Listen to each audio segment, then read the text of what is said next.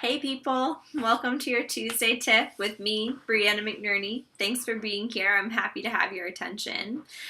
Today we're getting ready to dive into the holiday season. It's Tuesday before Thanksgiving. I'm going to be going to get groceries right after I make this video pretty much. So I hope I'm finding you excited for the holiday season. But maybe, there are some struggles that come along with the holiday season for you. I know that there always are for me. There's at least one family thing to deal with, every year, right? Especially when you're thinking about combining families or you have to plan and schedule things. It can be difficult, finding balance between work and family and making sure that your priorities are supporting the life that you want to create. It can all be really challenging during the holidays, especially since sometimes really difficult feelings come up during the holidays too. If you've lost a loved one or anything like that, it can be a really hard time for people actually. But I'd love to give you a tip that can help you find a little bit more enjoyment throughout this whole holiday season, a little bit more ease and flow that will have you floating around and just enjoying your loved ones and enjoying the beauty that is life, because it is beautiful, right? So what's really inspired the tip today is something I've been chewing on for a while since I went to a meditation retreat a few weeks ago in the Catskills. But they talked about this concept of nonviolence, and I was really, my ears perked up because they weren't talking about it in the political sense, which is really how I'd thought about nonviolence before. They were talking about it in the way that we treat ourselves. So, nonviolence is a great thing, right? But we can be kind of violent towards ourselves when we're throwing insults at ourselves, for instance, or maybe we're forcing ourselves to do things that we don't want to do for the benefit of other people, or, we are just making choices that don't align, that don't feel good for us, that can be really a violent way to go about change, about growth, or even just about life. But really what they were doing was offering the viewpoint that you can do things that just feel good, that just feel easy, that only, that only show you that you love yourself, essentially. And really that this can have a very positive effect on you and also on everyone around you.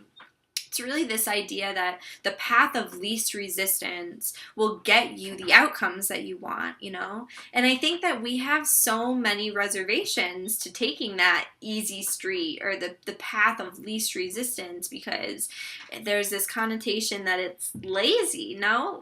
At least that's what's really stopped me, this fear that I'll be lazy if I relax a little bit. And the long and short of it is I'm not a lazy person, I'm a very ambitious person actually. So it's not always the case that taking the easier way will make you lazy or, will make you low moral quality or whatever it might be, like the orphanage owner on Annie when she's dancing around with her boyfriend. They're taking advantage of innocent kids singing about Easy Street. Do you remember that scene? I know that comes into my mind when I think of Easy Street. But, I don't think that that's the way it has to be. I think that Easy Street can be a really smart way, a smart path to take through life, because I don't know if you're anything like me, but I get the best ideas when I'm relaxed, when I'm the most relaxed, when I'm in the shower or when I'm laying down to go to sleep or, whenever it may be that I'm feeling really relaxed. That's when inspiration comes. That's when the really good stuff comes out. And when I'm actually relaxed enough to have clarity of mind that I can take that idea, determine if it deserves my focus, and then act on it, that's a recipe for success. And it's a recipe for benefiting everyone around you too. It works in all areas of your life. So a practical example that you can use to start taking Easy Street towards the life that you want is this idea I like to call crowding out. It's basically the phenomenon that when you want to be healthier, you want to make different choices, essentially. You want your experience to be a little bit different than it is somehow. You can crowd out the bad by adding more of the good.